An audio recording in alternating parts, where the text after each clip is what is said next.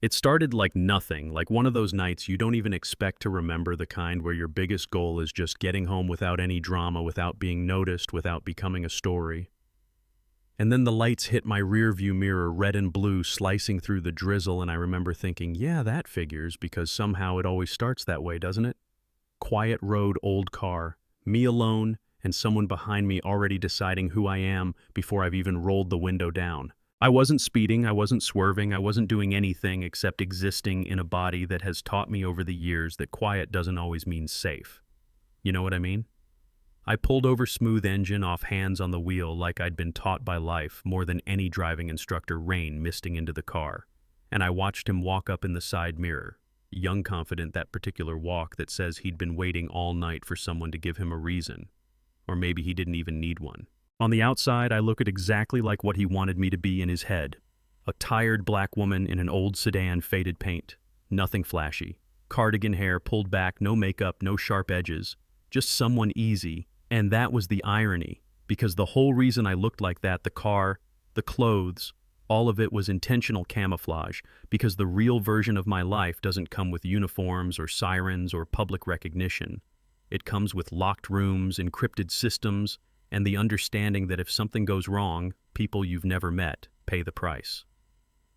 That night, under my driver's seat, taped where nobody would think to look, was a data key that didn't belong in anyone's evidence locker, proof of a leak that could burn operations overseas if it fell into the wrong hands, and I was less than an hour from where it needed to be.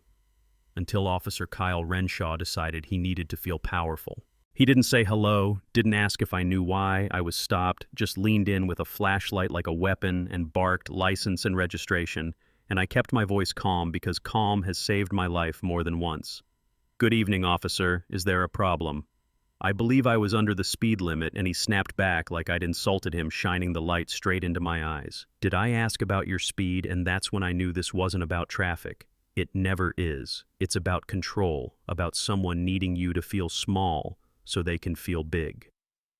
I narrated every movement as I reached for my documents because I've learned the hard way that silence can be twisted, that normal gestures can suddenly become threatening if someone wants them to be. And when I handed him my license, I watched his eyes flick over it, then back to me, like he was already writing a story in his head where I played the role he'd assigned me. "Long way from home," he said, voice thick with suspicion. He'd invented.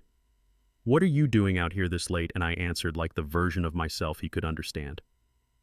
"Heading back after a long shift," and then he did the thing, the fake sniff, the little smile, "I smell weed," and I remember thinking, here we go, because that line has been used so many times it might as well be scripted. "That's impossible," I said, steady. "I don't smoke. This car's never been smoked in," and his expression hardened like I'd challenged him. "Don't tell me what's impossible. Step out of the vehicle," and right there, right at that moment, something split inside me, because there was the part of me that knew exactly how fast I could end this physically, how quickly I could turn the tables if this were a different kind of mission. But there was also the part of me that understood restraint, that real power doesn't always look like force. Sometimes it looks like enduring something unfair so something bigger doesn't collapse. So I stepped out, rain soaking into my shoes, hands on the hood, cold metal under my palms, as he shoved me into position, kicking my feet wider than necessary, searching me with rough, careless hands like my body was public property. And when he found nothing, I saw the frustration bloom, the moment where his pride got louder than his judgment. He tore through my car, dumped my papers onto the wet floor, checked under the seats, and for a heartbeat I thought maybe, just maybe, he'd back off. But instead, he walked back to his cruiser, opened the trunk, and came back with a small clear baggie held up like a prize. "Looks like cocaine," he said, loud enough for the night to hear, and I turned my head slowly, met his eyes. "That isn't mine," I said. And then, because I couldn't stop myself, because some truths deserve to be spoken, and your body cam is on even if you think the audio isn't. His eyes twitched just a fraction, and then the mask snapped back on. "Shut up," he growled, spinning me around, slapping cuffs on so tight the metal bit into my wrists, adding, resisting like salt in a wound. And when he shoved me toward his car, I stopped, planted my feet, looked him straight in the eye. "Officer Renshaw," I said, my voice dropping, calm but heavy. "I'm going to give you one chance to take these off, because if you put me in that car, you're starting something you can't stop. You're not arresting who you think you are." And he laughed, sharp and ugly. "Tell it to the judge," he said, forcing my head down and slamming the door like punctuation. I sat back there, plastic seat, cold rain streaking the windows, and I breathed because by then it was out of his hands and into systems he didn't even know existed. A small watch on my wrist that looked cheap, harmless, counting down silently based on my biometrics, sending a signal I didn't have to trigger consciously. And as he drove, humming to himself, already drafting his report about a belligerent suspect, I thought about the data key still under my seat, about how close everything was to going wrong because of one man's ego. The station smelled like disinfectant and stale coffee, fluorescent lights buzzing, and he paraded me in like a trophy, bragging about the drug bust, while the desk sergeant, older, tired eyes, looked at me and frowned because he'd seen enough to know when something didn't fit. And when my fingerprint hit the scanner, the room changed, not loudly at first, just a flicker on the screen. Green-red, then text that didn't belong there. Level 5 clearance, do not detain, notify command. And I watched the color drain from the sergeant's face as he looked at Renshaw and whispered, "What did you do?" Renshaw brushed it off. Called it a glitch. Insisted on putting me in a cell anyway, ignoring the warning like it was an inconvenience. And that was the moment he crossed from arrogance into something else entirely. I sat on the bench and holding hands, resting on my knees, quiet, while the clock ran out, and then the emergency phone rang. Not the normal ring, the one reserved for disasters. And I didn't hear every word, but I heard enough, the sergeant's voice shaking the words, Department of Defense, 3 minutes release her, and still. Renshaw didn't get it, kicked the bars, accused me of making threats, and I looked at him through the metal and said softly, it wasn't a threat, it was a courtesy.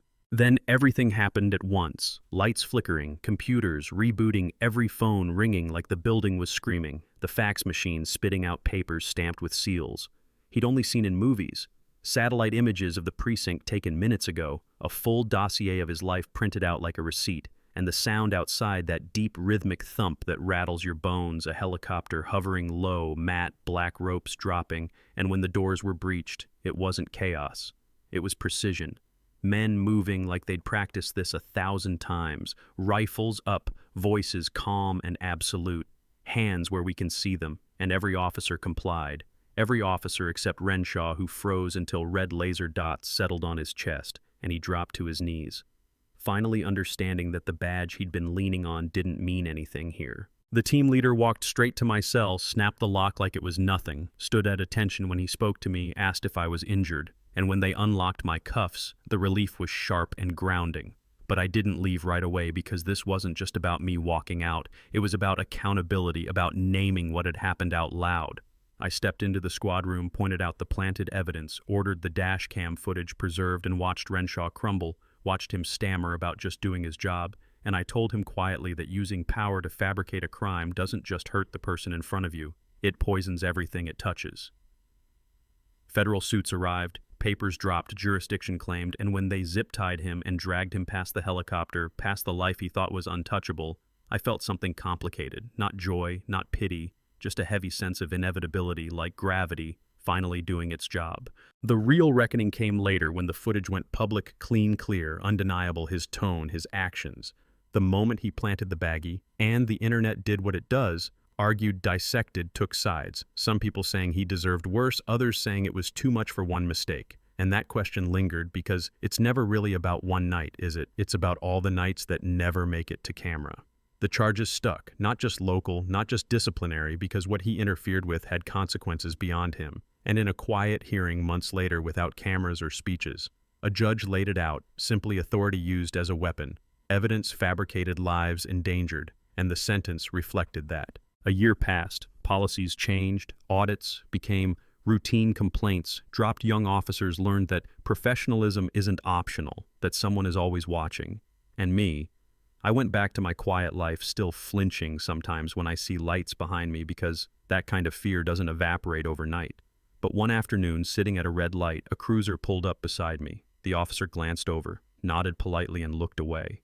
No spotlight, no suspicion. And I sat there thinking, maybe this is how change starts. Not loud, not perfect, but real. So here's what I want to know from you, because this is where it gets uncomfortable. Was the punishment fair? Was it too much, not enough? Or was the real issue that it took this level of fallout for something so basic to be acknowledged? Have you ever watched someone be judged the second they walked into a space, had power used against them just because it could be, yeah, that happened to you or someone you love?